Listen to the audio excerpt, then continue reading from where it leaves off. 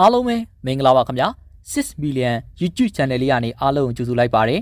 ကျွန်တော်တို့ရဲ့ channel လေးကနေစိတ်ဝင်စားဖို့ရဇလန်းကောင်းလေးများစွာကိုနေ့စဉ်နေ့တိုင်းတင်ဆက်ပေးလျက်ရှိပါတယ်ဒီနေ့မှာလေစာရေးဆရာတာတီရေးသားထားတဲ့မဖဲဟွာရဲ့မဖဲဟွာဆိုတဲ့ဇလန်းတစ်ကိုတင်ဆက်ပေးချင်ပါတယ်ဇလန်းမစတင်ကမှာကျွန်တော်တို့ရဲ့6 million YouTube channel လေးကိုလည်း subscribe နဲ့အားပေးကြပါအောင်ခင်ဗျာဗီဒီယိုတစ်တင်တိုင်းမှာသိရှိစေဖို့အတွက်လည်းnoti ခေါင်းလောင်းလေးကိုနှိပ်သွားကြပါအောင်ခင်ဗျမဖဲဝါရဲ့မဖဲဝါတစ်ဒီခေါင်းစဉ်အောက်မှာကျုပ်ပြောပြမယ်အကြောင်းအရာတွေအားလုံးဟာတင်းញိုင်းရှင်မမဖဲဝါကကျုပ်ကိုပြောပြခဲ့တဲ့အကြောင်းအရာတွေကြီးပဲတချို့ဟာတွေကကျုပ်ကိုပေးထားတဲ့မဖဲဝါရဲ့ကိုတူကိုခွဲအယုတ်ကလေးကနေတစင်ပြောပြခဲ့တာဗျတချို့ကြတော့လေအိမ်မက်ထဲမှာမဖဲဝါကကျုပ်ကိုပြောပြတာခင်ဗျာမှတ်မိမှာပါအိမ်မက်ထဲမှာကျုပ်တွေ့နေကြ12ရာသီဘင်းကြီးရဲ့အောက်မှာပြောပြတာဗျတခါလေကြတော့လေတင်းញိုင်းထဲမှာအကြောင်းကိစ္စရှိလို့ထမင်းဟင်းတွေကျွေးတဲ့အခါနတ်ဝင်တွေကိုဝင်ပူးပြီးတော့စာရင်နဲ့ပြောပြတာလေးဗျမဖဲဝါကကျုပ်ကိုအလင်းတင်တိုင်းပြောပြခဲ့တဲ့အကြောင်းလေးတွေကျုပ်ကခမားတို့ကိုပြန်ပြီးတော့ပြောပြမယ်လေးဗျမဖဲဝါကိုယ်တိုင်ပြောပြတဲ့မဖဲဝါရဲ့အကြောင်းမို့လို့မဖဲဝါရဲ့မဖဲဝါလို့ခေါင်းစဉ်တက်လိုက်ရတာဗျဒီလိုဗျမြို့မှာနေတဲ့ကျုပ်ဘာကြီးအကြောင်းကိုကျုပ်မကြာခဏပြောပြဘူးပါတယ်ဘာကြီးကကျုပ်ကိုလူပြီးတော့ခေါ်ခိုင်းတာဗျအဘနဲ့အမေစီကိုစားတစ်ဆောင်ပို့ပေးလိုက်တယ်ရေးထားတဲ့စားထဲမှာတော့တိတ်တော့ထွေထူးတော့မဟုတ်ဘူးဗျကိုညံနဲ့ငွေစိန်ကြီးအရေးကြီးကိစ္စရှိလို့တာတိကိုခဏလွတ်လိုက်ပါအဲ့လိုရေးထားတာကျုပ်လည်းတနေ့တာမနဲ့စောစောထပြီးတော့လာခေါ်မဲ့လူနဲ့လိုက်ခဲ့တာပေါ့ဗျာဗန်မွေးကုန်းကားထွက်မှာနဲ့ကျုံသားနဲ့အဆင်ပြေသွားတယ်ဗျကျုပ်တို့ရွာမှာကကားထောင်နေသူမရှိဘူးဗျဗန်မွေးကုန်းမှာရှိတယ်ကားတော့ဂျစ်ကားအဟောင်းကြီးပေါ့ဗျာရွာကားကြီးပေါ့ရွာလန်းဆိုတာကလည်းဒီလိုကားမျိုးနဲ့မှကြိုက်တာဗျကားကြီးကဘယ်ဘက်ရင်းလိုက်ညာဘက်ရင်းလိုက်နဲ့မောင်းရတာဗျစီးစားမရှိတဲ့လူတွေဆိုရင်ကန်ရိုက်ထားသလိုကိုယ်တွေလက်တွေနားတတ်တယ်ဗျကျုပ်တို့ကတော့မွေးကလေးဟာစီးနေကြဆိုတော့ကျင်သားရနေပေါ့ဗျလာခေါ်တဲ့သူကိုဘာဖြစ်လို့တုံးလို့ကျုပ်ကမေးပင်ပဲဒီလူကမပြောဘူးဗျဟိုရောက်တော့တိလိမ့်မှာပေါ့လူကြီးတွေပြောပြလိမ့်မယ်အဲ့လိုပဲပြောတာကျုပ်မြို့ကိုရောက်တော့ဘာကြီးအိမ်ရောက်တော့လူကြီး4-5ယောက်လောက်ကျုပ်ကိုစောင့်နေတယ်ဗျဗန်ဝေးကုန်းကားဝင်မဲ့အချိန်ကိုမှန်းပြီးတော့လာစောင့်နေကြတာပေါ့ဗျာဒီထဲမှာမီးလောင်ကုန်းကနေမြို့ကိုပြောင်းသွားတဲ့ဘိုးဆန်ရွှေကြီးလည်းပါတဗျဘိုးဆန်ရွှေကိုလည်းဘာကြီးတို့ရဲ့လမ်းထဲမှာပဲနေကြရလေဗျာဘာကြီးတို့အင်းရဲ့တောင်ဘက်3လိုင်းကျော်တာဗျတာတီရီဘိုးကတော့မင်းနဲ့ရေးဆက်မကုန်ဘူးကွမီးလောင်ကုန်းမှာနေတော့ကလည်းမကြာစုံရတာအခုမြို့ရောက်တော့လဲစုံရပြန်ပြီကွဘိုးဆန်ရွှေကအိမ်ပေါ်တက်လိုက်တာနဲ့ကိုတန်းပြီးတော့ပြောတာဗျဘိုးနေကောင်းတယ်နော်ကျုပ်ကလည်းဘိုးဆန်ချွေကိုပြန်ပြီးတော့နှုတ်ဆက်လိုက်တာပေါ့ဗျာကောင်းပါတာတီရဲ့မင်းကြီးကတော့ဟိုတော်ခါနာလို့တဲ့စီကံသွားရသေးတယ်ဟာဩဆန်ချွေရဲ့အသက်ကလည်းရတာကိုကွာဒီလိုပဲနေမှာပေါ့ကွာကျုပ်ဘာကြီးဘိုးဆန်ချွေနဲ့တငယ်ချင်းတွေလေဗျာဘာကြီးကဘိုးဆန်ချွေကိုပြောတယ်ဗျဟုတ်ပါကိုဆန်ချွေရဲ့လူတွေမှာ32ကောထားတာရှိပြီလို့ပဲဗျာ33ကောထားတာရှိလို့ကတော့နားနေရမှာတော့မဟုတ်ဘူးဗျဘာကြီးတို့လမ်းလေးကဘိုးတော်ကြီးတယောက်ကဝင်ပြောတာဗျဒီဘိုးတော်ကြီးပြောတာကိုသဘောကျပြီးတော့ကြံတဲ့ဘိုးတော်ကြီးတွေကဝိုင်းကြီးရဲ့ပြူကဲတော်ကြပါအောင်ဗျဒီကလေးမောင်တာတီကိုခေါ်ရတဲ့အကြောင်းတွေကိုပြောအောင်ပါပေါ့ဘာကြီးဘေးကကလထိုင်မှာထိုင်နေတဲ့ဘိုးတော်ကြီးကဝင်ပြီးတော့တတိပေးလိုက်တော့မှပြောလက်စစကားတွေရပ်ပြီးတော့ကျုပ်ကိုဝိုင်းကြည့်ကြတယ်ဗျဒီလိုမောင်တာတီရဲ့ကျုပ်ဘာကြီးဘေးကကလထိုင်မှာထိုင်နေတဲ့ဘိုးတော်ကြီးကဝင်ပြီးတော့တတိပေးတော့ပြောလက်စစကားတွေရပ်ပြီးကျုပ်ကိုဝိုင်းပြီးတော့ကြည့်ကြတယ်ဗျဒီလိုမောင်တာတီကျုပ်ဘာကြီးကကျုပ်ကိုပြောတာဗျကျန်တဲ့ဘိုးတော်တွေကလည်းငြိမ်ပြီးတော့နားထောင်နေကြတယ်ဘာကြီးတို့ဒီလမ်းထဲမှာလွန်ခဲ့တဲ့အပတ်ကအာတုပါတကူဖြစ်တယ်စုံးနေလူကလူရွယ်ပါပဲအသက်က40ပဲရှိတယ်လူကတော့အယက်သမားကွအနောက်ရှက်ပေးတဲ့လူမဟုတ်ဘူးကွရရေးရွာရေးဆိုရင်လေသူပဲရှိကနေထွက်လာတာဘယ်အင်္ဂါမှာဘာကိစ္စရှိသူပဲဥဆောင်လုပ်တာနာမည်ကကိုကျော်တယ်လမ်းထဲကလူတွေကတော့သူ့ကိုခင်တော့သူအရက်တောက်တာကိုလည်းစချင်တော့ကိုကြီးကျော်လို့ပဲသူ့ကိုခေါ်ကြတာကွလူကကြက်လေးပါလေးလည်းနည်းနည်းပါးပါးတိုက်တာကိုဒီတော့လဲခေါ်တော့တာပေါ့ကွတဖြည်းဖြည်းနဲ့အရက်တောက်တာများလာတော့အသေးထိပြီးသေတော့တာပဲကွဒီမှာတင်ဒီပြဿနာပေါ်လာတာဟိဘာပြဿနာတုံးဘာကြီးရဲ့ဒီလိုဟိကိုကြီးကျော်အာတုပတကြိုတော့အာတုပထမ်းတဲ့လူငယ်တွေအကုန်လုံးဒုက္ခဖြစ်ကုန်တာပဲကွတချို့ကကောင်းနေမှုပြီးအန်ကြအော့ကြနေတချို့ကြတော့လေဘိုက်တီအောင်ပြီးအော်နေကြရတယ်တချို့ကြတော့လေဖျားကြတယ်စေးကမ်းမှာစေးထိုးတာလဲတယောက်မှမပြတ်ဘူးနောက်ဆုံးတော့ စေကန်းကဆရာဝန်ကိုတိုင်ကပြောတယ်ကွာဟမ်ဆရာဝန်ကပြောတယ်ဟုတ်လားဗျာကြီးဘာပြောတော့ဗျဒါဟာသွေးယူသားယူယောဂါမဖြစ်နိုင်ဘူးတဲ့ကိုကြီးကျော်နေအာတုပါထမ်းတဲ့လူတိုင်းတယောက်တစ်မျိုးစီဖြစ်နေကြတာဆိုတော့စဉ်းစားကြည့်ပါတဲ့ပြီးတော့သူဆေးထိုးပြတာလေတယောက်မှတက်တာသွားတာမရှိတော့ဒီကိစ္စကိုနားလေတဲ့ဆရာသမားရှာပြီးတော့ပြောပြကြည့်ပါလို့ပြောတယ်ကွာတာတရားကျုပ်လေခေါင်းလေးညှိပြီးတော့စဉ်းစားတာပေါ့ဗျာဘာကြီးပြောတဲ့ကိစ္စထူးတော့ထူးဆန်းနေတယ်ဗျစေကန်းဆရာဝန်ပြောတာလေမှန်တာပဲလေစေးကောင်းဝါကောင်းနေနဲ့သူကုပေးတာတော့မှတယောက်မှမပြောက်တော့စဉ်းစားစရာဖြစ်နေရပါဗျာအဲ့ဒါကိုငါအကြံပြုတာဟိတာတီဒီကိစ္စကိုဟိုစီယာဒီစီယာရှာနေမဲ့စားထနှောင်းကုန်းဟာတာတီပဲခေါ်ပြီးတော့တိုင်မြင်ကောင်းမလားလို့ဆရာတွေပြစ်လို့ဟုတ်ညာညာတွေ့ရင်တော်ရဲ့မောက်တွေ့ရင်ကတော့ဇလန်းနေတိတ်ကိုရှေကုန်မှာကွာအဲ့လိုလဲစိုးရင်ရတယ်တာတီကတော့ဆရာမဟုတ်တဲ့တော်တော်လေးဘ ഹു တုဒဆုံတဲ့လူငယ်ဆိုတော့အားလုံးလဲသဘောတူတာနဲ့ငါတူလေးကိုအခုလိုလွတ်ပြီးတော့ခေါ်ခိုင်းလိုက်တာကွဘိုးဆန်ချွေကကျုပ်ကိုထပ်ပြီးတော့ရှင်းပြလိုက်တယ်ဗျအိမ်ညဘာကြီးအိမ်မှာကြောင်းတက်တုံးကအိတ်ခဲ့တဲ့ကျုပ်ရဲ့အိတ်ယာလေးမှာပဲအိတ်လိုက်တယ်ကျုပ်ရဲ့ဆေးလွယ်အိတ်ထဲမှာပါလာတဲ့မက်ဖဲဝါရဲ့ကိုတူခွဲအယုတ်လေးကိုကင်ပြီးတော့မက်ဖဲဝါနဲ့ကျုပ်ဆက်သွယ်လိုက်တယ်တင်းချိုင်းရှင်မမက်ဖဲဝါဗျကျုပ်တာတီကမက်ဖဲဝါကိုအကြောင်းပြုလိုက်ပါတယ်ကျုပ်ဘာကြီးအိမ်မှာရောက်နေပါတယ်ဒီလမ်းလေးကအရက်သမားကိုကြီးကျော်စုံသွားတဲ့အာတုဘကိုတကြိုတုံးကအာတုဘစင်ထမ်းတဲ့လူတွေအားလုံးယောဂဗျာတွေဖြစ်နေကြတယ်ဈေးကူလို့တော့မရတော့ဘူးဖြစ်နေပါတယ်အဲ့ဒါဘာဖြစ်လို့တုံးဆိုတာကိုသိချင်ပါတယ်ဗျကျုပ်လက်ထဲကကင်ထားတဲ့မက်ဖဲဝါရဲ့ကိုတူကိုဝဲရုပ်ကလေးကစက္ကနဲ့လှုပ်သွားတယ်ဗျကျုပ်မက်ဖဲဝါနဲ့ဆက်သွယ်ပြီးသွားတဲ့သဘောပေါ့ဗျအယုတ်ကလေးကိုခေါင်းအောင်မှာထားပြီးတော့ကျုပ်အိတ်လိုက်တယ်အဲ့ညကျုပ်အိမ်မက်တယ်ဗျလေးလေးရလဲတိုက်လိုက်တာမှစိတ်ပြီးတော့အေးနေရဗျဒါမဲ့ကျုပ်ချီရတပင်လုံးကဝါထိန်နေအောင်ပွင့်နေတဲ့12ရာသီပင်ကြီးဟာလေးလေးဘလောက်တိုက်အယုတ်ကလေးတရွက်တောင်မလှုပ်ဘူးဗျ12ရာသီပင်ကြီးလို့သာပြောရတာလုံးဘက်ကတော့လူတစ်ဖက်စာလောက်ကိုရှိတယ်ကျုပ်က12ရာသီပင်ကြီးကိုငေးကြည့်နေတော့တစ်ပင်နောက်ကကျုပ်ရွယ်ကောင်မလေးတယောက်ထွက်လာတယ်ခေါင်းကသပင်ကဖားလားချပြီးတယ်ဗျသပင်မှာနားပေါ်လောက်လေးကပ်ပြီးတော့12ရာသီပွင့်ကို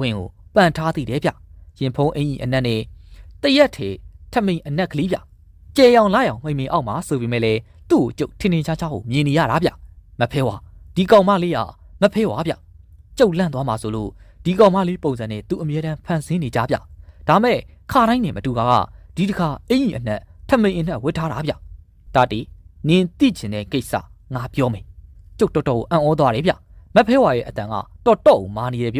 ျဒီကောင်ဒီအာတုပါရှာတာတင်းញိုင်းစီကန်းကိုနားမလဲတာတာတီလူကြီးသူမတွေကလည်းဒင်းတို့ကိုတင်ကြားပြတာမပေးထားဘူးထင်တယ်ဘလို့များဖြစ်လို့ပါလိမ့်မဖဲဝါကျုပ်ကမဖဲဝါကိုမရဲတရဲနဲ့မေးလိုက်တယ်ဗျဘလို့ဖြစ်ရမှာတော့တာတီဒီကောင်ဒီလမ်းစုံလမ်းကွာရောက်တိုင်းလိုက်ကစားကြတယ်မဖဲဝါပြောတဲ့လိုက်ဆိုတာကခေါင်းတင်ထားတဲ့အလောင်းစင်ကိုပြောတာဗျကစားတာမှတော်တော်ကြမ်းကြမ်းတန်းတန်းကစားတာအရှိရလူကလိုက်ကိုနောက်ပြန်တွန်းနေအနောက်ကလူကအလောင်းထိုင်ရင်နောက်ဆုတ်ပြေးတယ်အာသူပါပို့တဲ့လူတွေတော်တော်ရုပ်ပြက်စင်းပြက်နဲ့ထွက်ပြေးကြတယ်နောက်တစ်ခါနောက်ကလူကလိုက်ကိုအရှိကိုပြန်တွန်းပြန်တယ်ရှေးရလူကအလောင်းထမ်းပြီးတော့အရှိကိုပြေးကြတယ်တလန်းလုံးယုံရင်စံခတ်နဲ့အာသူပါရှလာကြတာလမ်းစုံလမ်းကွာရောက်တိုင်းလိုက်ကိုကြမ်းကြမ်းတန်းတန်းကစားကြတာတင်းញိုင်းဝါကိုမရောက်ခင်လိုက်ပေါ်မှာတင်ထားတဲ့ခေါင်းကိုခြိထားတဲ့ကျိုးတွေပြတ်ထွက်သွားပြီးတော့အလောင်းထည့်ထားတဲ့ခေါင်းကိုမြေပေါ်ပြုတ်ကျသွားတယ်အာတုဘအခေါင်းကိုဝိုင်းမှပြီးတော့အလောင်းစင်ပေါ်ပြန်တင်တယ်ဒီကောင်တွေကအာတုဘစီကံတင်းញိုင်းစီကံကိုနားမလဲဘူးအာတုဘဆိုတာတင်းញိုင်းကိုရှစ်တော့ပဲဝင်ရတယ်ဘယ်တော့မှခေါင်းမဝင်ရဘူးတာတီဒီကောင်တွေအာတုဘအခေါင်းကိုအလောင်းစင်ပေါ်ပြန်တင်တော့ကြုံတယ်လို့တင်ကြတာရှေမန်းခေါင်းမန်းမသိဘူးအာတုဘကတင်းញိုင်းကိုခေါင်းနဲ့ဝင်တာကိုသူတို့မသိဘူးပြီးတော့တင်းញိုင်းစီကံကအာတုဘတကြိုတဲ့အချိန်မှာအာတုဘကိုနောက်လားပြောင်းလားမလုပ်ရဘူးတင်းញိုင်းနဲ့ရောက်တဲ့အာတုဘကိုတင်းញိုင်းဆောင်ကပိုင်သွားပြီလူတွေမပိုင်တော့ဘူးဒီကောင်တွေကအာတုဘတကြိုရင်းလဲကိုကြီးကျော်ဘာဖြစ်တယ်ညာဖြစ်တယ်နဲ့အာတုဘကိုတောက်လျှောက်နောက်ပြောင်းနေတယ်ဒီလိုတင်းញိုင်းစီကံဖောက်ဖြတ်တော့တင်းញိုင်းပိုင်ဆိုင်တဲ့လူတွေမဖြစ်မနေအပြစ်ပေးရတယ်ဒါကြောင့်ဒီကောင်တွေအကုန်လုံးကိုငါကိုယ်တိုင်လှုပ်တာဟဲ့တာတီငါလှုပ်ထားတဲ့ဟာကိုဘယ်စေးစီယာမှာကုလို့မှမပြောက်ဘူးနင်သိလားဟာမဖဲဝါရေကျုပ်ကမသိလို့ပါဗျာ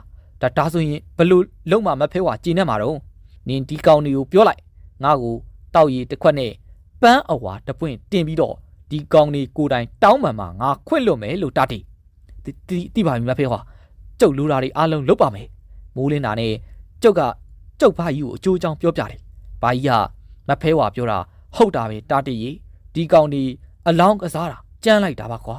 လူကြီးတွေမနေ့ကိုဟန်တားထားရတယ်မရဘူးကွာဟုတ်ပါဗျာတင်ញိုင်းနာရောက်တော့တခါထပ်ပြီးတော့ကစားကြတာအကောင်းကြီးကပြုတ်ကျသွားလျောကွာအဲ့ဒါကြီးကိုကြပြားကောက်ပြီးတော့အလောင်းစီပေါ်ပြန်တင်ကြတယ်ရှီလားကောင်းလားမသိကြဘူးကွာတရွတ်တီထိုးနဲ့ထမ်းပြီးတော့တင်ញိုင်းနဲ့ဝင်သွားကြတာပဲကွာအရက်သမားအားသူပါဆိုတော့သူနဲ့တောက်ဖို့တောက်ဖက်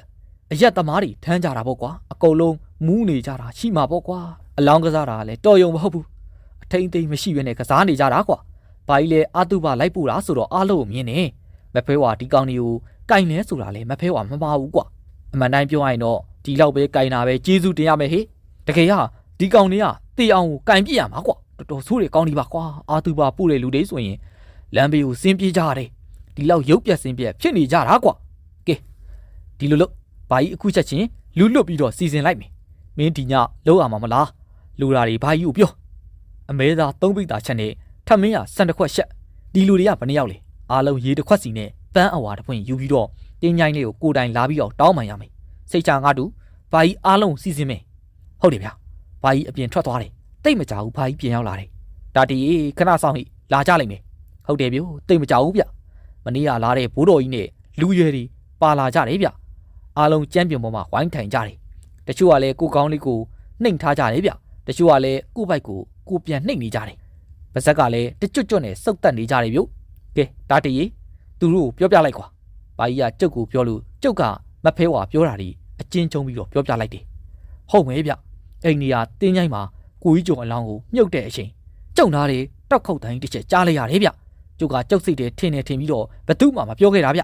ကိုဘိုးတင်ဆိုတဲ့လူကပြောတာဗျဒီလူကတင်းញိုင်းနဲ့ဝင်ကန်ဒီကိုကြီးကျော်ရဲ့အလောင်းထည့်ထားတဲ့ခေါင်းပြုတ်ကျသွားတော့ကပြန်ကောက်တဲ့အထဲမှာဥဆောင်တဲ့လူမျိုးခြေတော်မှန်ခေါင်းမှန်မသိဘဲနဲ့အလောင်းစင်ပေါ်ထိုးတင်ပြီးတော့တင်းញိုင်းနဲ့ကိုအာတုပါတွင်းတဲ့အချိန်မှာခြေတော်ဘက်ကမတွင်းဘဲနဲ့ခေါင်းနဲ့တွင်းလိုက်တဲ့လူဗျဟုတ်တယ်ကိုတင်ကျုပ်လည်းတောက်ခောက်တယ်ကြားလိုက်ရတယ်ဗျကိုလူလာဆိုတဲ့လူကလည်းဝင်ပြောတယ်ဗျဟာကျုပ်လည်းကြားတယ်ဟာလက်ဆက်သက်တော့တင်းញိုင်းနဲ့ကတောက်ခောက်တိုင်းကြီးအာတုပါထမ်းတဲ့လူတွေအကုန်လုံးကြားလိုက်ကြတာပဲဩလက်ဆက်သက်တော့မင်းတို့အားလုံးကြားခဲ့တာကိုဒါကိုမင်းတို့ကလူကြီးတွေကိုပြန်မပြောပဲတကယ်လို့သာပြန်ပြောရင်လူကြီးတွေကဝေဖန်ကြစဉ်းစားကြမှာပေါ့ကွာအဲ့ဒါမဖဲဝါမကျေနပ်လို့ပေါ့ကွာဘိုးထင်ရဘိုးတော်ကြီးတယောက်ကအတန်မမနဲ့ပြောတယ်ဗ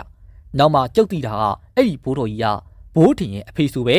ကျုပ်ကနတ်ဝင်တဲ့တယောက်ကိုခေါ်ခိုင်းလိုက်တယ်မျိုးဆိုတော့လေနတ်ဝင်တဲ့ကပေါ်တာပေါ့ဗျာညရောက်တော့ကျုပ်ထမင်းတောင်ထမ်းပြီးတော့တင်းချိုင်းကုန်းထဲကိုဥဆောင်ပြီးတော့ဝင်ခဲ့တယ်ဘိုးထင်တို့လူစုကလည်းကျုပ်နောက်ကနေလိုက်ခဲ့တယ်သူတို့နဲ့အတူတူနတ်ကတော့ဒေါ်မြချင်းဆိုတဲ့မိမကြီးပါလာတယ်မျိုးတင်းချိုင်းဆိုတော့လေအုတ်ကူတွေကပေါ်တာပေါ့ဗျာအုတ်ကူကြီးတစ်လုံးပေါ်မှာကျုပ်ကထမင်းမွဲပြင်လိုက်ပြီးနတ်ကတော့ဒေါ်မြရှင်ကိုမဖဲဝါပင့်ဖို့ပြောလိုက်တယ်ပြီးတော့ကျုပ်ကိုယ်တိုင်ပင့်လိုက်တယ်ကိုဘိုးတင်တို့အုပ်စုဟာစုစုပေါင်း9ယောက်ဗျအုတ်ကူနဲ့မလန်မကတ်မှာပန်းအဝါပွင့်လေးတစ်ပွင့်နဲ့တောက်ရည်တစ်ခွက်ကင်ပြီးတော့ရိုးလေးကိုရက်နေကြတယ်ဗျဟောမဖဲဝါဝင်လာပြီဗျဒေါ်မြရှင်အုတ်ကူကြီးပေါ်ခုံတက်ပြီးတော့ထမင်းနဲ့အမဲသားတွေအားရပါရစားယူဗျမကြဘူးဗျထမင်းရောဟင်းရောတက်ကိုပြောင်လျောဗျမဖဲဝါရေတောက်တယ်ပြီးတော့လက်စေးတယ်တင်းချိုင်းရှင်မှာမဖဲဝါဗျကိုကြီးကျော်အာသူပါရှာတုံးကအလောင်းပြုတ်ကြအောင်လိုက်ကစားမိတဲ့တင်းချိုင်းနဲ့အလောင်းကိုခေါင်းနဲ့သွင်းမိတာအာသူပါကိုနောက်ပြောင်ပြောဆိုမိတာတွေအတွက်တင်းချိုင်းရှင်မကြီးကိုပန်းဝါပွင့်တပွင့်ကိုစီနဲ့တောက်ရည်တစ်ခွက်ကင်ပြီးတော့တောင်းပန်ကြပါတယ်ခင်ဗျာခွင့်လို့ပေးပါမဖဲဝါနောက်လည်းဒီလိုမဖြစ်အောင်စင်ញင်ကြပါမယ်ခင်ဗျာမဖဲဝါကိုဘိုးတင်တို့9ယောက်ကိုတစ်ချက်ကြည့်ပြီးတော့လက်နဲ့တက်ချတယ်လို့လှုပ်လိုက်တယ်ပြီးတာနဲ့မဖဲဝါဒေါ်မြရှင်ရဲ့ကိုရီးယားနေပြန်ထွက်သွားတယ်ဗျကျုပ်လည်းကိစ္စတွေပြီးတာနဲ့အားလုံးကိုခေါ်ပြီးတော့တင်းချိုင်းနေရနေခတ်တုတ်တုတ်လေးထွက်လာခဲ့တယ်ဗျနောက်နေမနေ့မှာကိုဘိုးတင်တို့လူစုအားလုံးကောင်းသွားကြပြီးတော့ကျုပ်ကိုကျေးဇူးတင်ကြောင်းပြောကြတယ်ဗျကျုပ်လည်းထနှောင်းကုန်ပြန်ခဲ့တာပေါ့ဗျာမဖဲဝါရဲ့မဖဲဝါနှစ်ကျုပ်ဆိုတဲ့ကောင်ကငငယ်လေးကလွတ်ဆက်စုတဲ့ကောင်ဗျတခုခုတိကျင်ပြီးဆိုရင်ကြောက်ရမှန်းလက်ရမှန်းကိုမသိတဲ့ကောင်ဗျကျုပ်ဆက်စုလုံးလို့ထောင်နှုတ်ခမ်းကို2ခါ3ခါလောက်နင်းဘူးတယ်ဆိုတာခမည်းတော်သိပါတယ်ပထမဆုံးထောင်နှုတ်ခမ်းကိုနင်းခဲ့တာကျုပ်မိတ်ဆွေကြီးကိုပေတီးနဲ့ပြရစီဖော်ပြီးတော့တင်းញိုင်းကိုလိုက်သွားတော့ကအလောင်းကိုမဖဲဝါဝင်စီးပြီးတော့ကိုပေတီးကိုကြောက်ပြင်းနဲ့ရိုက်တက်တာလေးဗျကျုပ်တောင်အပြေးကောင်းလို့လွတ်ခဲ့တာဗျဒီတော့ကကျုပ်နဲ့မဖဲဝါကတိတောင်တိသေးတာမဟုတ်ဘူးဗျ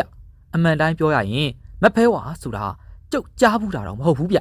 ျအလောင်းကြီးထထိုင်ပြီးတော့တနခါတွေးနေရင်ကနေကိုပေသီးကိုဇပင်ဆွဲပြီးတော့ကြောက်ပြင်းနဲ့ထူတော့ကျုပ်ကဘာလို့ရမှန်းတော့မသိဘူးဖြစ်တယ်ဗျမဖဲဝါဟဲ့မဖဲဝါငါတနင်းကနွေသမီးမဟုတ်ဘူးအဲ့လိုစူးစူးဝါအသိန်းနဲ့အော်လိုက်တော့မှကျုပ်ကမဖဲဝါဆိုတဲ့နာမည်ကိုပထမအဆုံးကြားဘူးတာဗျတာဒ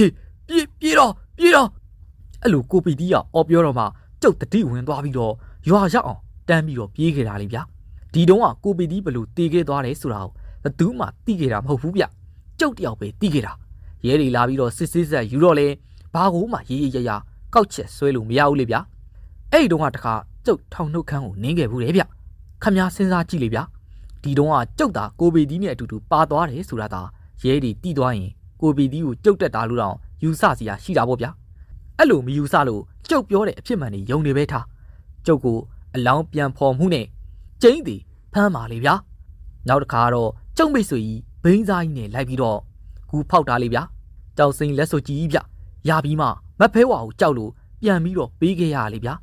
အဲ့တုန်းကဘိန်းစားဘာသိန်းကြီးကဇက်ကြိုးပြီးတေခဲ့တာလေဗျာဒီတုန်းကလည်းရဲတွေကကျုပ်ပါမှမသိဘူးဗျတိတာတိသွားရင်ကိုဘာသိန်းကိုကျုပ်တက်တာလို့စွတ်ဆွဲရင်စွတ်ဆွဲမစွတ်ဆွဲရင်လည်းဂူဖောက်တဲ့အမှုနဲ့ကျုပ်ထောင်ကြမှာတေးကြတာပေါ့ဗျာနောက်တစ်ခါထောင်နှုတ်ခမ်းကိုနင်းတာတော့ဖဲသမားကိုအောင်ချစ်ကြီးကို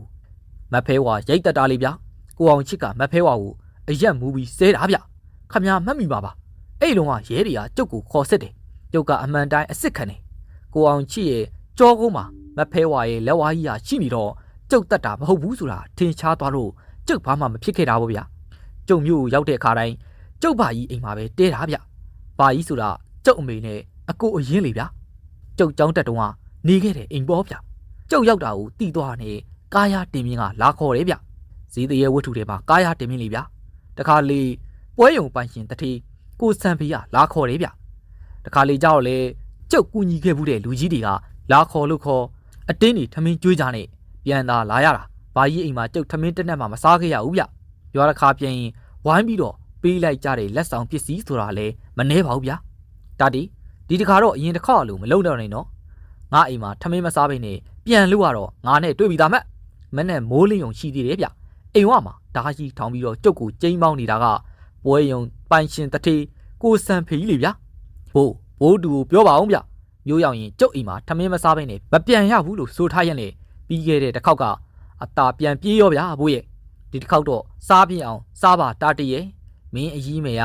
စောကြီးကလေးကဈေးသွားပြီးတော့တပြင်းပြင်းဖြစ်နေတာကွာတာတီကိုထမင်းကျွေးဖို့ဆိုပြီးတော့ပြင်ဆင်နေတာဗျ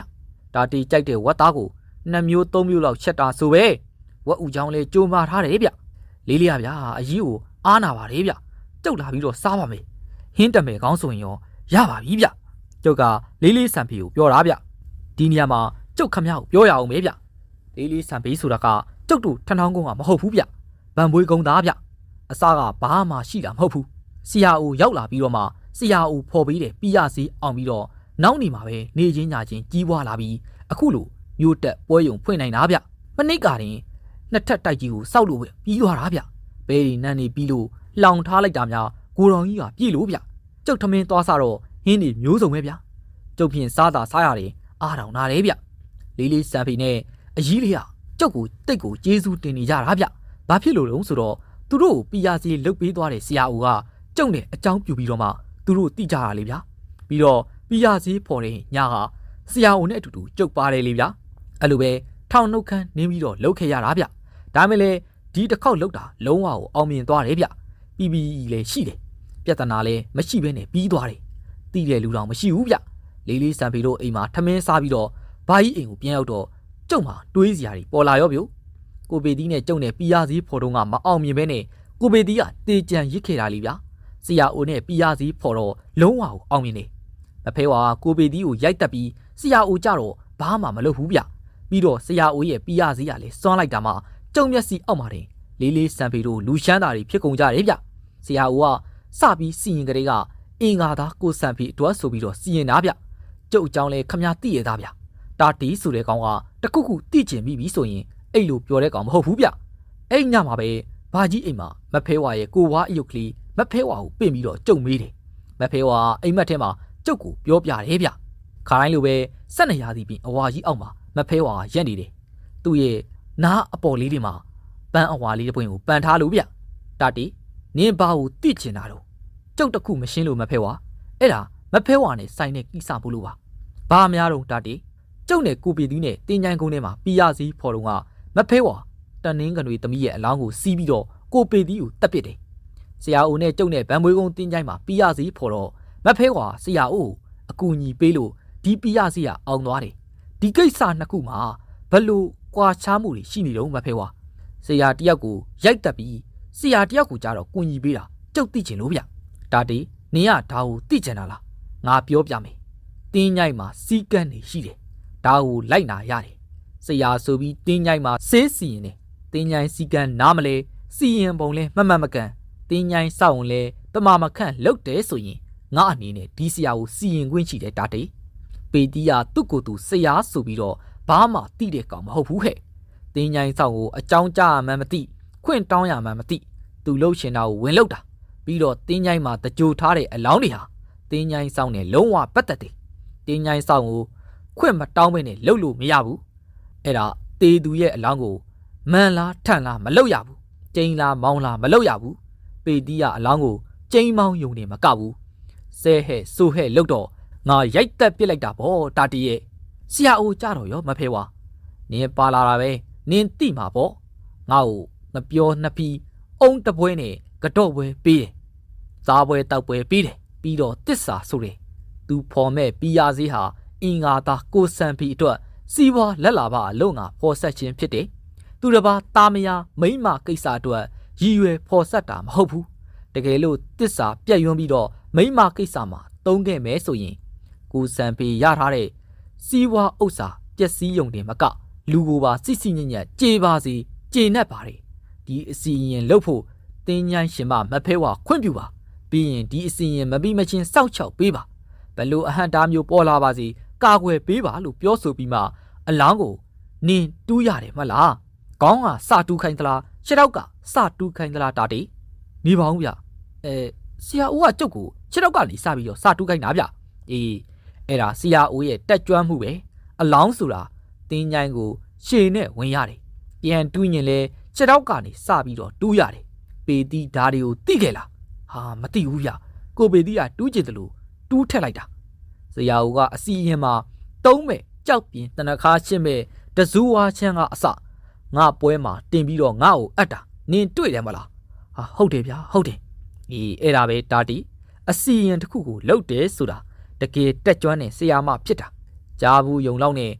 မှန်တမ်းပြီးတော့လှုပ်လိုက်ရင်တော့လှုပ်တဲ့ရည်ရွယ်ချက်ကမကောင်းတဲ့ရည်ရွယ်ချက်နဲ့လှုပ်ရင်ငါတို့ကတင်းញိုင်းတွေကနေနှင်းထုတ်ရတယ်အဲ့မှာတိတ်လွန်တဲ့ကောင်းမျိုးဆိုရင်တက်ကိုတက်ဖြစ်တယ်မဖေးဝါရဲ့စကားကြတော့ကျုံမျက်စီရဲ့ကိုပီတီးကိုသပင်ဆွဲပြီးတော့ကြောက်ပြင်းနဲ့ထုတာကြီးကိုတန်းမြင်တော့ပြိုအိညာမဖဲဝါပြောတဲ့စကားတော်တော်ကိုမှတ်သားဖို့ကောင်းတယ်ဗျတင်းញိုင်းမှာအစီရင်လုံးမဲ့ဆရာဟာအစီရင်ကိုတကယ်တက်ကြွဖို့လိုတယ်လို့တင်းញိုင်းစီကန်းတွေကိုနားလည်မှာဖြစ်မှာဗျလွယ်ထင်ထားလို့ကတော့သွားတော့မလုံနဲ့ဗျကိုပေသီးလူဖြစ်သွားတတ်တယ်ဗျခမရသိချင်ဆရာဦးစီရင်ပုံတွေကြုတ်ပြောပြမယ်ဗျကိုစံပေခမရချမ်းသာခြင်းလားဟာဘင်းလေပြောလိုက်တာတော့ဆရာရဲ့အရန်ကိုချမ်းသာခြင်းတာဗောဗျဒါဆိုရင်စောင့်ထိန်နိုင်ပါမလားဘာလို့တော့ဆရာဘာလို့စောင့်ထိန်ရမှာတော့ဒီမဲ့ဆရာချမ်းသာမယ်ဆိုလို့ကတော့ကျုပ်ဘာမဆိုစောင့်ထိန်ပေးမယ်ဆရာတခြားမဟုတ်ဘူးမိမကိစ္စပါခမရမိမကလွဲလို့တခြားဘယ်မိမနဲ့မှမဖောက်ပြားဖို့ပါပဲအဲ့ဒါခမရထိန်နိုင်မလားတကယ်လို့တစ္ဆာပေါက်သွားရင်ခမရရှမ်းတာသမျှတွေအားလုံးကုံသွားတဲ့အပြင်ခမရပါကုသလို့မရတဲ့ယောဂါတွေဖြစ်ပြီးသေမှာဗျခမရစဉ်းစားအောင်ဟာဒီကိစ္စအတွက်တော့စဉ်းစားစရာမလိုပါဘူးဗျကျုပ်အမြဲတမ်းစောင့်ထိန်နိုင်တဲ့ကိစ္စပါဆရာဒါဆိုရင်ကိုစံဖီကိုကျုပ်ဆေးဖော်ပြီးမယ်ပြရစီဆိုတာအပွင့်စည်းကိုပြောတာဗျမိမကိစ္စပွင့်တာတခုတည်းမဟုတ်ဘူးဗျစီးပွားဥစ္စာပါပွင့်တာဒီတော့ခမရစီးပွားရေးတက်ကိုပဲလုံးမှာဆိုတော့တေချာပေါက်တထေးဖြစ်မှာပဲကိုစံဖီစိတ်ချပါဆရာကျုပ်စီးပွားရေးတက်ပဲလုံးမှာပါကောင်းပြီကျုပ်ပြောမယ်မီးလောင်ကုန်းမှာဒီမနက်အစောကြီးအင်္ဂါသမီးမတ်စိန်ဆိုတဲ့မီးမဖွားနိုင်မင်းနဲ့စုံသွားတယ်ဒီနေ့လဆန်းတရက်နေ့မို့လားအင်္ဂါနေ့မဟုတ်လားတေတာအင်္ဂါသမီးဆိုတော့အင်္ဂါသားအတွက်ပြရစေစီရင်လို့ရတယ်ဗျအစိမ့်သေးဆိုတော့သူတို့ဒီနေ့တကြိုကြမှာဟာ ဟုတ်လားဆရာအဲ့ဒါဆိုရင်စီရင်ပေးပါဆရာဘလောက်ကုန်ကုန်ကျုပ်အကုန်ခံပါမယ်ဟာမကုန်ပါဘူးဗျာဆရာဦးကလိုအပ်တဲ့ပစ္စည်းတွေကိုချက်ချင်းရှာခိုင်းနေကျုပ်ကမီးလောင်ကုန်းကအာတုဘကိုသွားပို့ရတယ်မြုပ်တဲ့နေရာကိုတိတိကျကျမှတ်ရတယ်ညရောက်တော့ကျုပ်ကထမင်းတောင်းကိုထမ်းရတယ်ဆရာဦးကဆေးလွယ်အိတ်ကိုလွယ်လို့ကိုစံပေရပေါက်တူးနဲ့ဂေါ်ပြားကိုထမ်းပြီးလူမတိအောင်မီးလောင်ကုန်းတင်းញိုင်းတွေကိုလာခဲ့ကြတယ်ဗျတင်းញိုင်းရောက်တာနဲ့ဆရာဦးကကူဘောကိုချက်ထားတဲ့အမဲသားဟင်းနဲ့ထမင်းဟင်းတွေကိုပြင်ပြီးမဖဲဝါကိုပင့်နေတခြားကူတစ်လုံးပေါ်မှာကတော့ပွဲထိုးထားတယ်တနခါကြောက်ပြင်းတစ်ချက်တနခါနှစ်တုံးတစူးဝါခွဲထားတဲ့ဝါချမ်းလေးနှစ်ခုလည်းပါတယ်ဗျတူဦးနဲ့ခွေးဦးတန်ကြီးကြားပြီးခဏကြာတော့ဆရာဦးကမဖဲဝါကိုပြာစီဖော်မဲ့အကြောင်းမိမကိစ္စသုံးခဲ့ရင်အပြစ်ခံမဲ့အကြောင်းဖောက်လဲဖောက်ပြန်မလုပ်ဖဲစီးပွားရေးတက်တက်ရှာမဲ့အကြောင်းစီရင်နေတော့မှာပဲမဖဲဝါစောက်ချောက်ပေးဖို့အကြောင်းတွေပါတိတိကျကျပြောတယ်ဗျပြီးတော့မှမြေပုံနဲ့အကွာခါရှသေးတာမြေဖို့ဘလူးကိုလည်းရစ်တာရက်ခံပြီးခွင့်တောင်းတယ်အဲ့ဒါတွေအားလုံးပြီးတော့မှတေဆုံးသွားတဲ့အလောင်းကိုခွင့်ပြုဖို့ပြောသေးတယ်ဗျပြီးတော့လေးလေးစံပေနဲ့ကျုပ်ကအလောင်းကိုတူးကြတယ်တူးတော့လေခြေထောက်ဘက်ကနေစပြီးခေါင်းပေါ်အောင်တူးရတယ်ခေါင်းကြီးပေါ်လာတော့အခေါင်းကိုမြေကြီးပေါ်ကိုဆွဲတင်တော့အခေါင်းဖုံဖွင့်လိုက်တယ်ကျုပ်ကဓာတ်မီးကိုအဝတ်နဲ့အုပ်ပြီးတော့ခတ်မိန်မိန်လေးထိုးပြရတာဗျအသင့်ယူလာတဲ့ရေနဲ့ကြောက်ပြင်ကိုတနခါကင်းနဲ့ပြစ်ပြစ်သွေးရတယ်ကြောက်ပြင်အပြည့်တနခါပြစ်စစ်စစ်တွေရတော့မှအစိမ့်တီမိမရဲ့မျက်နာပြင်တပြင်လုံးကိုလိမ့်ရတယ်ဗျခဏနေတော့တနခါမချောက်တချောက်မှာတော့တစူးဝါဝရှမ်းပြားလေးနဲ့တနခါကိုရှစ်ယူရတယ်ရှစ်ယူရတဲ့တနခါကိုရေလုံးအိုးချမ်းပဲ့လေးထဲမှာထည့်တယ်နောက်ထပ်တနခါသွေးရတယ်အလောင်းရဲ့မျက်နာမှာလိမ့်လိုက်တစူးဝါလေးနဲ့ချစ်ချပြီးတော့ခွာလိုက်ရတယ်ပါလာတဲ့တနခါနှစ်ခဲကုံတော့အာယုံတက်ခံနေပြီဗျအလောင်းကိုတိတိကျကျပြန်မြုပ်ပြီးတော့ရှေ့ရလက်ရမပြတ်အောင်လုပ်ရတယ်ရေပုံကိုတိတိကျကျပြန်လှုပ်ပေးရတယ်ပြီးတော့ဆရာဦးကအစီရင်ပြီးသွားပြီဖြစ်ကြောင်းမဖဲဝါစောက်ချောက်ပေးတာကိုကျေးဇူးတင်ကြောင်းပြောတယ်ဗျပြီးရနဲ့ကတော့ပွဲကိုဖျက်လိုက်ပြီးတော့ဂူကြားမှာလွတ်ပစ်ထားခဲ့တယ်ရလာတဲ့တနခါတွေကိုချွန်စည်းနဲ့နဲပြီးတော့ဂုံဝန်သားပိုက်ရုပ်ကလေးတွေလှုပ်တယ်ဗျကလေးနိုးဆိုနေတဲ့ပုံလေးပြုတ်အယုတ်လျှောက်တာနဲ့ရွှေပိန်းချလိုက်တယ်ပန်မွေးကုန်းရွာထိပ်ကညောင်ပင်ကြီးအောက်ကိုသွားပြီးတော့အယုတ်ကိုကားတာတထုပ်ဆုပ်ပြီးစီးရင်တယ်ဆရာအိုကားတာဆုပ်တဲ့နေရာထိကျုပ်ပါသွားတယ်ဗျဆရာအိုကားတာကတူတူလေးပါအကျိန်တစ်ထောင်ဆိုတော့ကျုပ်အလွတ်ရသွားတယ်ဗျအုံဗုဒ္ဓံဓမ္မံတန်ခံနမောဂုရုကာတုံရာတကာတုံရာတော်ဟရကတ်ဒီခါရာကိုဂုံဝန်သားပိုက်ရုပ်ကိုအကျိန်တစ်ထောင်ကားတာဆုပ်ရတယ်ဗျပြီးတော့ဂုံဝန်သားပိုက်ရုပ်ဆိုတာသပင်ဖားလာချထားတဲ့မိမပုံဗျဒူးတုပ်ပြီးတော့ထိုင်နေတာအဝတ်စားမပါဘူးခလေးကိုရင်ခွင်မှာပွေထားပြီးတော့နှုတ်တိုက်နေတဲ့ပုံဗျဒီလောက်ဆိုရင်ခမားမျက်စီတဲ့မြင်ပါပါဗျအဲ့ဒါကဝင်သားပိုက်ရုပ်ပဲဗျဆရာအိုးစီကအဲ့ဒီရုပ်ကလေးရတဲ့နေ့ကစပြီးစီးပွားတက်လာတာပဲဗျလေးလေးစံပရောအကြီးလေးရောကလွတ်ကိုရိုးသားတဲ့လူတွေဆိုတော့မိမကိစ္စချုပ်တာရှက်တာလဲလေးလေးစံပရလုံးဝမရှိဘူးဗျဒီတော့စီးပွားကြီးကတက်တော်တာပဲဗျကျုပ်ရွာပြန်တော့ကျုပ်ဖို့လုံကြီးအင်ကြီးအဘဖို့လုံကြီးအမေဖို့ပါတိတ်ထမိန်စားစရာတောက်စရာကြီးလဲထည့်ပေးလိုက်တာမှစုံနေတာပါပဲဗျာမတ်ဖဲဝါရဲ့မတ်ဖဲဝါ3ဒီကိစ္စဟာဝေးဝေးလန်လန်မှာဖြစ်ခဲ့တာမဟုတ်ဘူးဗျကျုပ်တို့ရွာကနေနိုင်ဝက်လောက်လမ်းချောင်ရင်ရောက်တဲ့မီးလောင်ကုန်းမှာဖြစ်ခဲ့တာဗျမီးလောင်ကုန်းဆိုတာခမားသိပါတယ်မတ်ဖဲဝါနေတဲ့အိမ်မှာမီးလောင်ကုန်းအကြောင်းကိုကျုပ်ရေးခဲ့တယ်လေဗျကျုပ်ကိုလာခေါ်တာကအကြီးစိန်ချမ်းဗျသူ့သားချက်ဖောင်းဟာလှဲမောင်းလို့လေဗျအကြီးစိန်ချမ်းက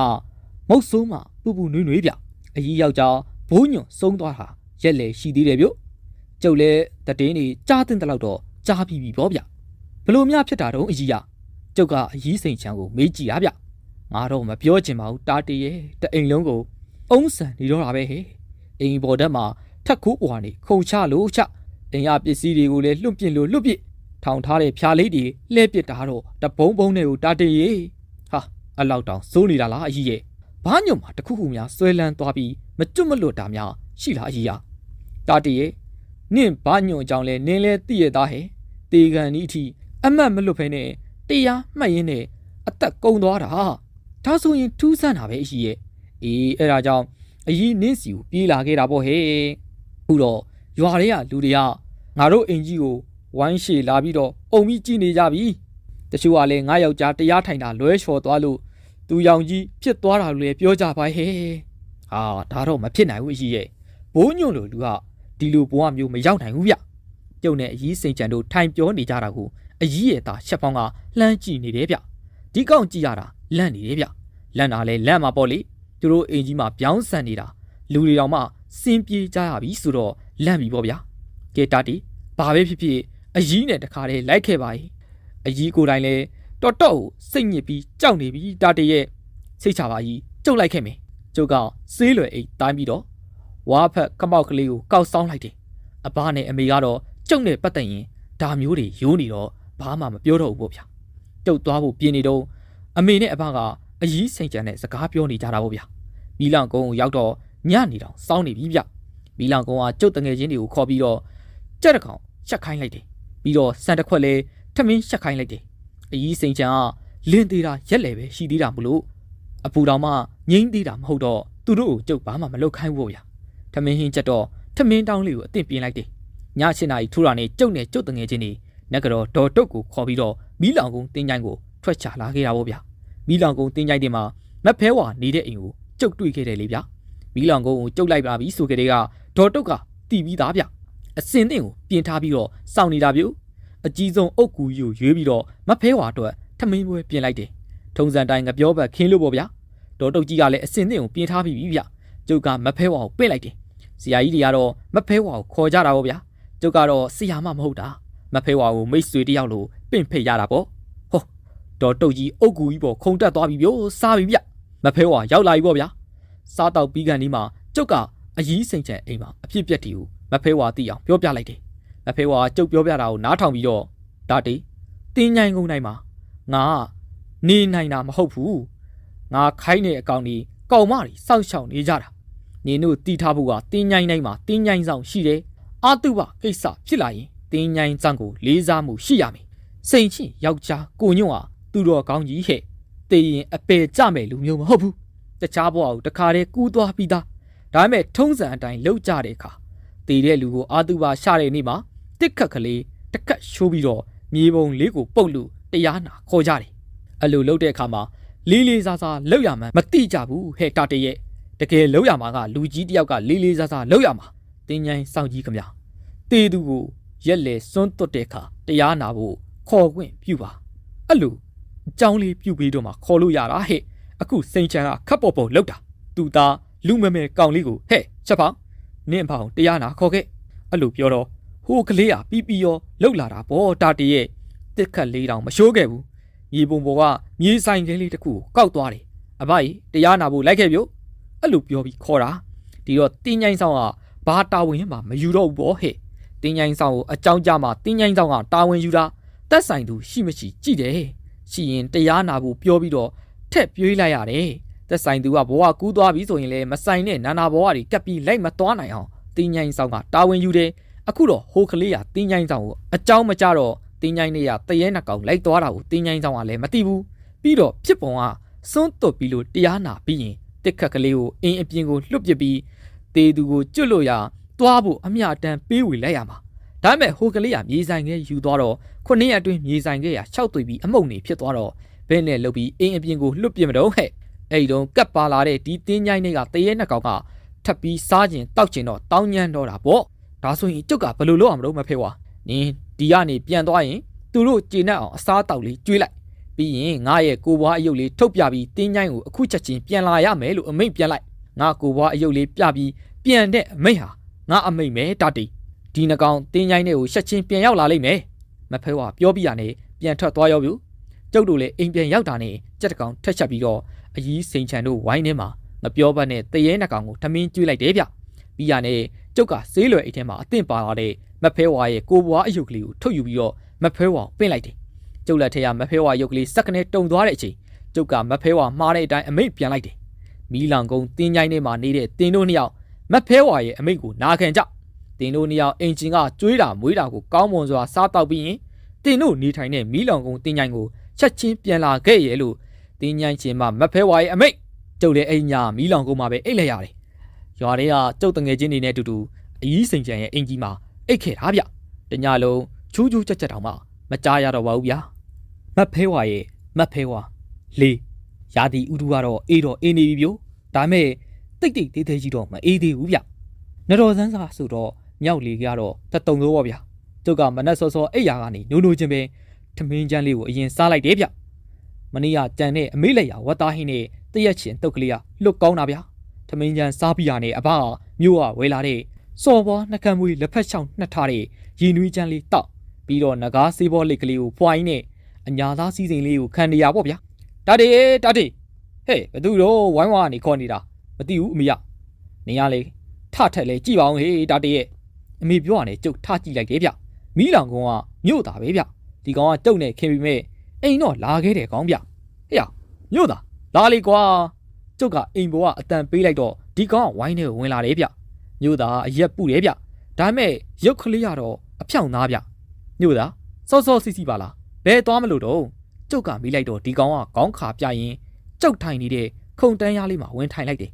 ကျုပ်ကလည်းရင်နှွေးချမ်းလေးတစ်ပကံကိုငှက်ပေးလိုက်တယ်ပြီးတော့နဂါးဆေးဘောလေးတလိမ့်နဲ့မီးကက်ကလေးကိုပေးလိုက်တယ်မြို့သားမီးကက်လေးကိုတေချာငုတ်ကြည့်ပြီးတော့မင်းမီးကက်လေဒေါ်ကြီးပဲလားငါမီးကက်လေဒေါ်ကြီးပဲကွာတနုပြူမီးကက်ပဲကောင်းတာကွာအေးဟုတ်တယ်မြို့သားရဲ့တနုပြူကကြေးမီးကက်ကလေးကအတော့ကိုအတုံးခံတာကွာမြို့သားမီးကက်အဖုံးဖွင့်ပြီးတော့ရှစ်လိုက်တယ်ကျလက်ကလေးနေအောင်တစ်ချက်ပဲဗျကျုပ်ကိုင်းတဲ့မီးကက်တွေကဘယ်တော့မှနှစ်ချက်ရှစ်စရာမလိုဘူးမီးကက်ရောင်းတဲ့လူတွေအော်တယ်လို့ပဲဝမ်းချစ်ဝမ်းတောက်ပဲပြို့ငကားစေးဘောလေးကလေးကိုမီးညှိပြီးတော့အားရပါရဖွာလိုက်တယ်ဗျဒီကောင်မြို့သားကလမ်း6လာပုံရတယ်ဗျလဲပါပုံမရဘူးမောမောနဲ့ဆက်လက်3-4ချိုက်လောက်ရှိုက်လိုက်တယ်ပြီးတော့မှငါမင်းစီကိုလာတာကွာတာတီရအေးပြောဘာကိစ္စလုံးမြို့သားရှိတယ်ကွာတာတီရငါတို့ရွာကအကြီးမဲခါတရေပူလို့ကွာအကြီးမဲခါဆိုတာဘာထွေးဖိုးစာရဲ့ညမအပြူကြီးဒေါ်ခါကိုပြောတာမလားအေးဟုတ်တယ်ဟေးအကြီးမဲခါဘလို့ဖြစ်ပြီးတော့တရေပူတာတော့ကွာတို့နေပါအောင်ကွာဘယ်တော့မှပူတာတော့ကွာမြို့သားရဲ့ဘယ်တော့မှပူတာလဲဆိုတော့လွန်ခဲ့တဲ့3ရက်ကပူတာကွာအခုထီကိုပူနေတော့မယ်အခုထီကိုပူနေတော့ဟုတ်လားမြို့သားအေးဟုတ်တယ်ဒါတီပူတော့မယ်ကွာဟာဒီတရေကပူလာကြီးလားကွာမြို့သားရဲ့တရေဆိုတာလူကိုပူရင်ခဏတစ်ဖြုတ်ပဲကွာအခုဟာ3ရက်တောင်ရှိပြီဆိုတော့လွန်လာကြီးလားလွန်တာမလွန်တာတော့ငါမသိဘူးတာတီရေလူတွေတော့အဲ့လူကိုမရဘူးကွာထွက်သွားရင်ခဏပဲပြီးရင်ပြန်ဝင်ပူလာရောကွာနေပါဦးမြို့သားရဲ့တရေကဘလို့ပူလာတော့ပြောတယ်ကွာနေတို့ကငါ့ကိုခေါ်လဲကျွေးသေးတယ်လာစားတော့လဲရိုက်လို့ကြတယ်ငါမကျေနပ်ဘူးငါကိုအမဲသားနဲ့ထမင်းကျွေးမှငါပြန်မယ်လို့ပြောတယ်တာတီရဲ့သူ့ဘသူကခေါ်ကျွေးလို့တော့ဒီလိုဟေးဘာထွေးဖိုးစားတော့အိမ်မှာနတ်တင်တာတဲ့ကွာနတ်တင်ပြီးတော့ညဘက်မှာအကြီးမဲခါစကောလေးခင်းပြီးတော့ရွာစာရှာတဲ့အဲ့ဒါခွေးနတ်ကြီးတကောင်လာစားလို့ဆိုပြီးတော့ဒုတ်နဲ့ရိုက်လွတ်လိုက်တာတဲ့ကွာအဲ့ညကတည်းကပူတော်တာပဲကွာတာတီရဟာအကြီးမဲခါတော့ကွာခွေးကိုဘာဖြစ်လို့ရိုက်လို့ရတာတော့အဲ့ဒါတရေပဲလေကွာတရေကခွေးပုံစံနဲ့လာစားတာကွာဒါကြောင့်ပြောတာပေါ့မြို့သားရနင်တို့ကခေါ်လဲကျွေးသေးတယ်လာစားတော့လေရိုက်လွတ်တယ်ဆိုတာကိုဒီတရေပြောတာလေဟုတ်သားကွာအဲ့ဒါကိုမကြင်မနှက်ဖြစ်ပြီးတော့ဝင်ပူးတာနေမှာပေါ့အေးကွာဒီလိုတော့လေတရေပြောတာဟုတ်သားပဲကွာဒါမဲ့အကြီးမဲခါဟာခွေးဝင်စားတယ်ထင်ပြီးတော့ရိုက်လွတ်လိုက်တာပဲကွာဘာဖြစ်ကွာဂျင်းနဲ့အောင်တော့ကျွေးလိုက်မွေးလိုက်ကြပေါ့ကွာဟာတာတေးရကျွေးပြီးကွာကျွေးပြီးတော့လေဒီတရေရမခွာသေးဘူးကွာဒါတော့မဟုတ်သေးပါဘူးမြို့သားရမင်းကျွေးမွေးပြီးရင်တော့ခွာမှာပေါ့အေးအဲ့ဒါကြောင့်မင်းစီကိုလာခဲ့တာပေါ့ကွာမင်းများဒါမျိုးတွေတွေ့ဘူးကြုံဘူးလားလို့လေအေးကွာရွာစာရှတယ်ဆိုတာမကျေနပ်လို့ဝင်ဘူးတဲ့တရေတော့တခါမှမကြုံသေးဘူးကွာဒါဖြစ်ရင်ဒီလိုလုပ်ကွာငါဒီညမဖဲဝါကိုမေးထားမယ်မနေ့ပြန်ကြရင်တော့မင်းတို့ရောငါလာခဲ့မယ်အေးဒါဆိုရင်လည်းငါပြန်မယ်တာတေးညရောက်တော့ကျုပ်ကမဖဲဝါကိုဘွားလေးကိုခေါင်းအောင်မှာထားပြီးတော့မဖဲဝါကိုဒီเจ้าနေမိတယ်မဖဲဝါကျုပ်ကိုအိမ်မက်ပေးပြီးတော့ပြောတယ်ဗျတာတေးရွာစာရှတာတို့ခေါ်ပတောင်းနဲ့ခေါ်စာပြစ်တာတို့လုပ်တဲ့အခါလူကစောင့်ပြီးကြည့်မနေရဘူးပြစ်ထားခဲ့ရတယ်အဲ့ဒါရွာစာရှတာပဲဖြစ်ဖြစ်ခေါ်စာပြစ်တာပဲဖြစ်ဖြစ်မီးရောင်ရှိတဲ့နေရာမှာမလုပ်ရဘူးအမောင်ရိပ်မှာလုပ်ရတယ်ရွာစာရှရင်လေစကောကိုရောင်းမနဲ့3ချက်ရိုက်ပြီးခေါ်ရတယ်ပြီးရင်ပြစ်ထားခဲ့ရတယ်မနဲ့မိုးလင်းတော့မှစကောနဲ့ရောင်းမကိုလာပြီးတော့သိမ်းရတာဘယ်ခါကဒါကိုနားမလဲတော့ထိုင်ပြီးတော့စောင့်ကြည့်နေတဲ့ရွာစာစားဖို့လာတဲ့ရွာသူတွေကိုလူတွေကကြည့်ရင်ခွေးနဲ့လို့မြင်ရတယ်အမြဲတမ်းမြင်ရတာတော့မဟုတ်ဘူးမြင်တဲ့အခါမှာမြင်ရတာမြင်ရင်လဲခွေးနဲ့လို့ပဲမြင်ရတာအဲ့ဒါကိုမဲခါကဒုတ်နဲ့ရိုက်လို့တော့ရွာသူကမကျေနပ်ဘူးပေါ့ဟဲ့ဒါဆိုရင်ဘယ်လိုလုပ်အောင်မလို့မဖေဝါအကြီးမဲခါကိုရွာသူကဝင်ပူးနေတာခတ်တယ်ဗျအေးအဲ့ဒီကိစ္စလူဘက်ကလွန်တာလေ လာစားပါလို့ဖိတ်ခေါ်ပြီးရိုက်လွတ်တာဆိုတော့လူဘက်ကလွန်တာမဟုတ်လားတာတီဟုတ်ပါတယ်မဖေဝါအဲ့ဒါရွာသူကျင်းနဲ့အောင်ဘယ်လိုလုပ်ပေးရမလို့ရွာစာချတုံးကလို့မုံဖြူမုံနီကောင်းကြီးငါးကြော်နဲ့ရွာစာပြန်ချပေးရမယ်တာတီဒါမှရွာသူကျင်းနဲ့တော့မှာအော်အဲ့လိုလုပ်ရမှာလားဒါဆိုရင်ကျုပ်ကိုယ်တိုင်တွားပြီးတော့လှုပ်ပေးလိုက်မယ်ဗျာမနဲ့မိုးလင်းတာနဲ့ကျုပ်မီးလောင်ကုန်းကိုတွားတယ်မြို့သားကိုခေါ်ပြီးတော့ဘာထွေးဖူးစားတို့ဝိုင်းတွေကိုတွားကြတာပေါ့ဗျာဟာတာတီလာကွာမြို့သားပြောလို့ဘာထွေးတို့မင်းကိုမျောနေတာတာတီကတော့လာကိုလာမှာဆိုပြီးတော့ဘာထွေးတို့စောင့်နေတာကွာကျုပ်နဲ့မြို့သားကောင်းချင်းပေါင်းနဲ့ဆက်သားချောက်ဖို့စီစမ်းလေးကိုဘာထွေးဖူးစားကကြွေတယ်ဗျကျုပ်တို့နဲ့မလန့်မကန့်မှာအကြီးမေကထိုင်နေရဲ့ဗျကျုပ်ကကောင်းချင်းပေါင်းစားနေနေမတိမတာလှမ်းကြည့်လိုက်တယ်တဟီဟီနဲ့ကျုပ်ကိုကြည့်နေတော့မှပဲအကြီးမေကတဆက်ဆက်တုံပြီးတော့ပူးရောဗျငါမကျေနပ်ဘူးတာတီငါမကျေနပ်ဘူးအခုပူးနေတာဘာတူတော့မီးလောင်ကုန်းရွာသူဟဲ့ငါ့ကိုစားပါတောက်ပါလို့ဖိတ်ခေါ်ပြီးလာစားတော့ဒုံနဲ့ရိုက်လွတ်တယ်ဒီကောင်မအာကြီးရိုက်နေတာတီငါမကျေနပ်ဘူးရွာသူကတော်တော်မကျေနပ်ဘူးယအတန်အကျိန်နဲ့အော်ပြောတာဗ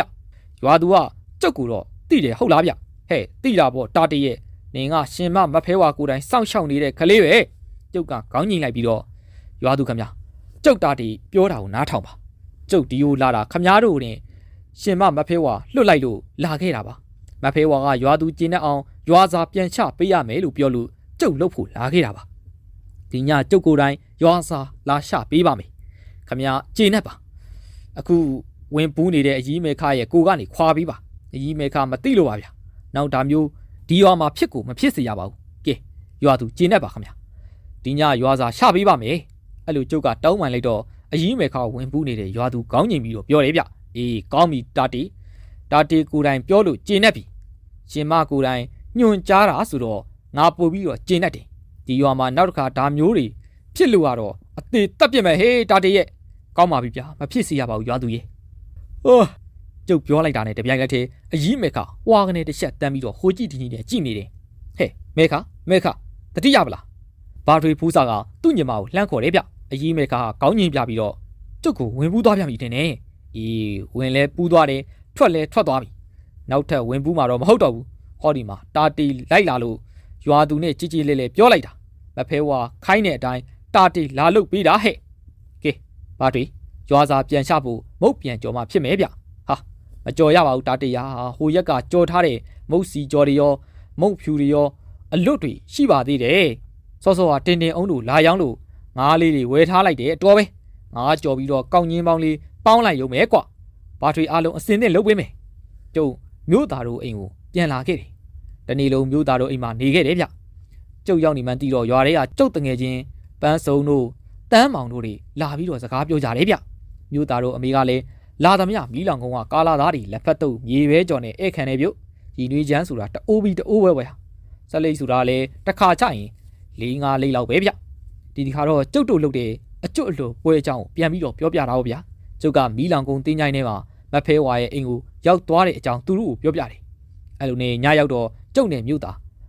းဘာထွေဖူးစားတို့ဝိုင်းထဲကိုသွားပြီးတော့ရွာစာရှဖို့လုပ်တယ်စကောထဲမှာမုံဖြူမုံနီကောင်းချင်းငါးကြော်တွေထည့်ပြီးတော့ရောင်းမတချောင်းကိုင်းပြီးတော့ဝိုင်းအပြင်ဘက်မှာရှိမဲ့မကြီးပင်ကြီးအောက်ကမှောင်ရိပ်မှာကျုပ်ကရွာစာရှတယ်မီးလောင်ကုန်းရွာသူဗျရှင်မဖဲဝါရဲ့ညွှန်ကြားချက်အတိုင်းရွာသူကိုတလေးတစားနဲ့ရွာစာကိုကျွေးမွေးပါတယ်ရွာသူအခုပဲလာရောက်ပြီးတော့စားတောက်ပါခင်ဗျကျုပ်တာတီစေစနာအပြည့်နဲ့ဖိတ်မှန်တကပြုတ်ပါတယ်တတောက်တောင်းနဲ့ရွာသူကိုပင့်ဖိတ်ပြီးရနဲ့လက်ထက်ကတစ်သားရောင်းမနဲ့ခေါ်စာခွေကို၃ချက်ခောက်ပြီးတော့ခေါ်လိုက်တာပေါ့ဗျာပြီးတာနဲ့ကျုံနဲ့မြို့သားလှည့်ပြီးတော့ပြန်ခဲ့ကြတယ်ဟျောင်းတာတီရွာသူလာစားတာကိုငါကြည့်ချင်တယ်ကွာမြို့သားကျုပ်ကိုပြောတယ်ဗျအဲ့နဲ့ကျုပ်ကမြို့သားခက်လန်းလန်းရွှေဖြူပင်နောက်ကိုပုံပြီးတော့ကြည့်ကြတယ်ဟောလာပြီပြူခွေးနဲ့ကြီးတကောင်မကြီးပင်နောက်ကဘွားနဲ့ပေါ်လာပြီးတော့ရွာစာချထားတဲ့စားတွေကိုစားပြီးပြူကျုပ်လည်းခဏလောက်ကြည့်ပြီးဘာထွေးကိုဝင်နှုတ်ဆက်တယ်ပြီးတော့မြို့သားရဲ့အမေနဲ့အဘကိုဝင်ပြီးတော့နှုတ်ဆက်တယ်ကျုပ်ပြန်တော့ထဏောင်းကုန်းရောက်မြို့သားရဲ့ပန်းစုံရင်တန်းမောင်ရင်ငပုရေကလိုက်ပြီးတော့ပို့ကြတယ်ဗျကျုပ်အိမ်ပြန်ရောက်တော့ည9 နာရီထိုးပြီအခုတင်ဆက်ပေးခဲ့တဲ့ဇာတ်လမ်းကတော့စာရေးဆရာတာတီရေးသားထားတယ်မက်ဖဲဝါရဲ့မက်ဖဲဝါဆိုတဲ့ဇာတ်လမ်းပဲဖြစ်ပါတယ်ခင်ဗျာနောက်နေ့မှာလည်းကျွန်တော်တို့ရဲ့6 million YouTube channel လေးကနေစိတ်ဝင်စားဖို့ရဇာတ်လမ်းကောင်းလေးများစွာကိုနေ့စဉ်နေ့တိုင်းတင်ဆက်ပေးသွားအောင်ပါမို့စောင့်မျှော်နားဆင်ပေးကြပါအောင်ခင်ဗျာနားဆင်ပေးခဲ့သူအားလုံးကိုကျေးဇူးအထူးတင်ရှိပါတယ်ခင်ဗျာ